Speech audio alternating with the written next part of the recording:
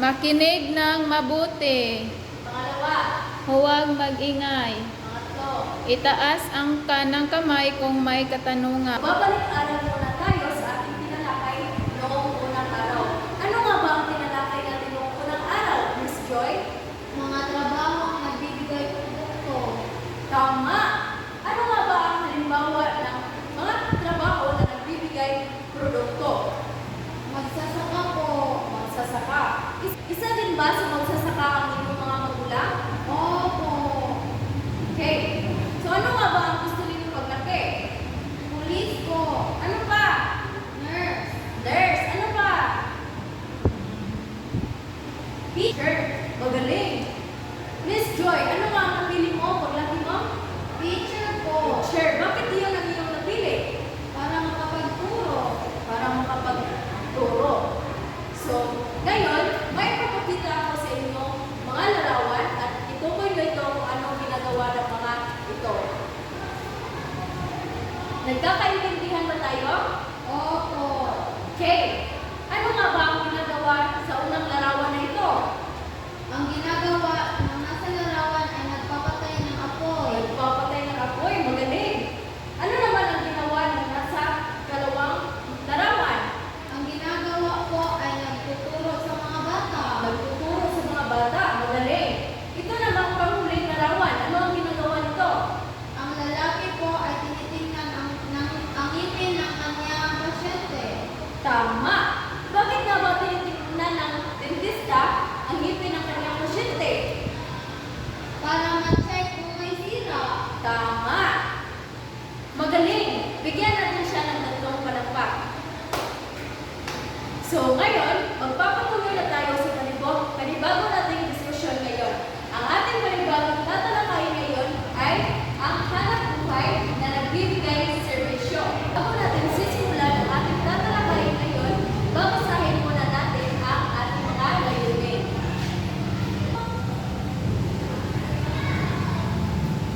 Okay, mga bata, pwede ba natin sabay-sabay basahin ang ating mga layunin?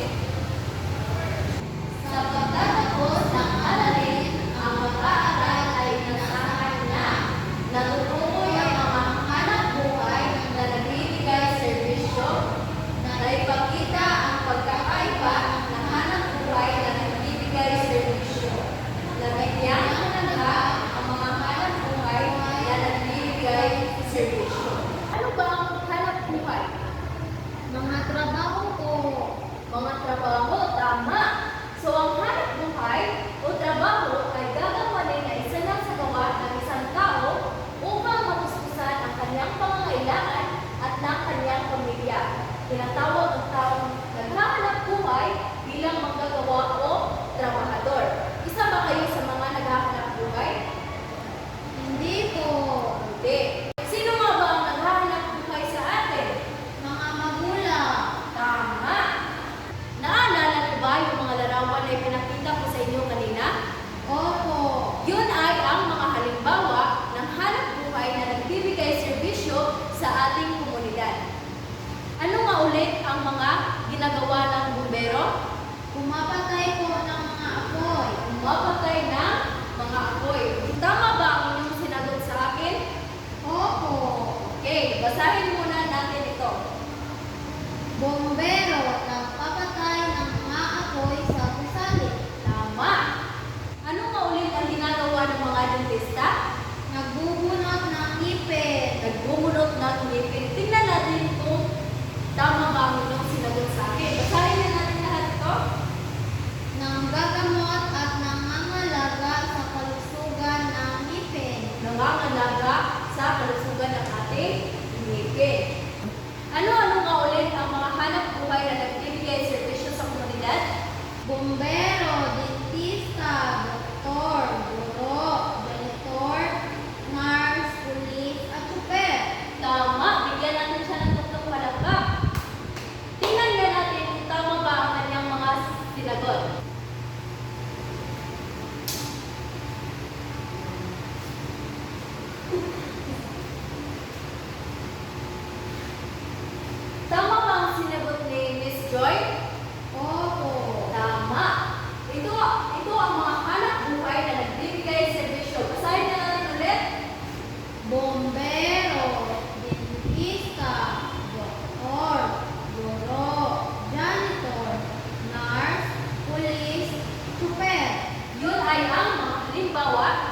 na mga nagbibigay serbisyo sa ating komunidad. May mga tanong pa ba kayo sa ating tinalakay? Wala na po. So ngayon, magpapatuloy tayo sa ating aktibidad na gagawin ngayon. Mahahati ang ating klase sa dalawang grupo. Okay? Sa ating dalawang grupo na nabubuo ngayon, may isa-isa akong papel na ibibigay sa inyo na naway basahin nyo ng mabuti ito. Bago ang lahat, magbibigay muna ako ng instruction bago kayo magpapatuloy. So, sa unang grupo, ito ang gagawin ninyo. Maggagawa kayo ng dula-dulaan na may pakita ang kahalagahan ng hanap buhay na nagbibigay serbisyo sa ating komunidad. Maliwanag? Opo.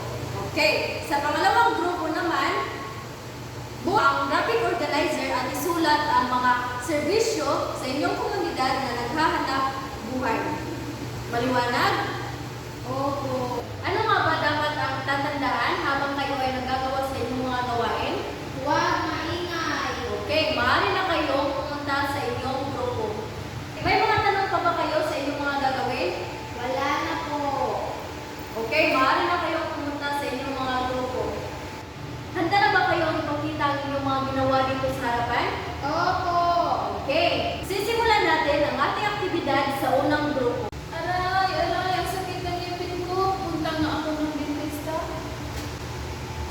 Anong problema mo? Masakit po ang ngipin ko, ma'am. Titingnan ko ha. May sira pala ang ngipin mo. Bukunutin natin. Tapos na po. Maraming salamat po, ma'am. Kung wala po kayong mga dentista, hindi ko magagamot ang aking ngipin. Okay, magaling. Bigyan natin ng 3 palakpak ang unang grupo. Sige, magpapatuloy tayo sa ikalawang grupo. Ito po ang hanap buhay na nagbibigay serbisyo sa aming komunidad. Ang teacher, ang doktor, at ang nurse. Magaling! Maraming salamat sa inyong partisipasyon sa ating aktibidad. Ngayon, ano nga ulit ang hanap buhay na nagbibigay serbisyo sa ating komunidad? Bombero, dentista, doktor, guro, janitor, nurse, pulis, at super. Tama! Ano nga ang binibigay nilang serbisyo? Nagpapatay ng apoy, bumubunot ng ngipin, nagagamot sa may sakit, nagtuturo sa mga bata, naglilinis. Kaya na, naintindihan na ba ang ating tinalakay? Opo. Ngayon, nagdala ba kayo ng showy board? Opo. Okay, sa mga naiwan ng showy board, pwede nyo ilagay sa inyong mga papel o isulat sa inyong mga papel ang inyong mga sagot. Naintindihan ba? Opo. Okay. Ngayon, tutukuyin ninyo kung sino ang nagbibigay serbisyo sa mga sitwasyon na babasahin ko. Kumuha kayo ng isang kalahating papel. May mga papel na ba ang lahat? Opo. Okay. So, unang tanong. Napagaling kita kung ikaw ay may sakit. Napagaling kita kung ikaw ay may sakit. Okay na ba? Opo. Pangalawang tanong. Ginagabayan ko ang mga mag-aaral na may suliranin. Ginagabayan ko ang mga mag-aaral na may suliranin. Pangatlong tanong. Agad akong dumarating kung may sunog. Agad akong dumarating kung may sunog. Pang-apat. Sumasakay kayo sa jeep na aking minamaneho. Sumasakay kayo sa jeep na aking minamaneho. Panghuling tanong. Nililinis ko ang inyong silid-aralan. Nililinis ko ang inyong silid-aralan. Maaari niyo bang tukuyin ang mga nagbibigay serbisyo sa ating komunidad sa ating babasahing sitwasyon ngayon? Opo. Okay. Unang tanong. Napapagaling kita kung ikaw ay may sakit. Sino nga ba ito? Doktor. Doktor. Tama. Ginagabayan ko ang mga mag-aaral na may suliranin. Guro. Guro. Tama. Agad akong dumarating kung may sunog. Bombero. Bumbero. Sumasakay kayo sa jeep na aking minamaneho. Super. Tama. Nilinis ko ang inyong silid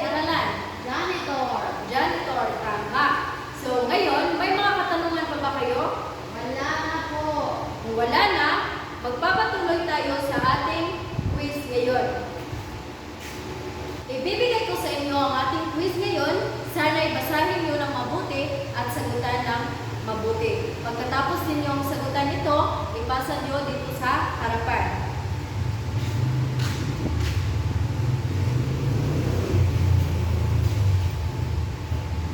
Tapos na ba kayo sa inyong mga quiz? Tapos na po.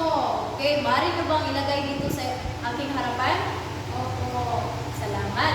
So ngayon, magpapatuloy tayo sa inyong takdang aralin. Ito ay gawin ninyo sa inyong bahay. May nakita ba kayong takdang aralin sa inyong harapan? Meron. Yan ang inyong sasagutan. Pagkatapos niyong kopyahin, maaari na tayong umuwi. Tapos niyo na bang kopyahin ang takdang aralin? Tapos na po. Okay, paalam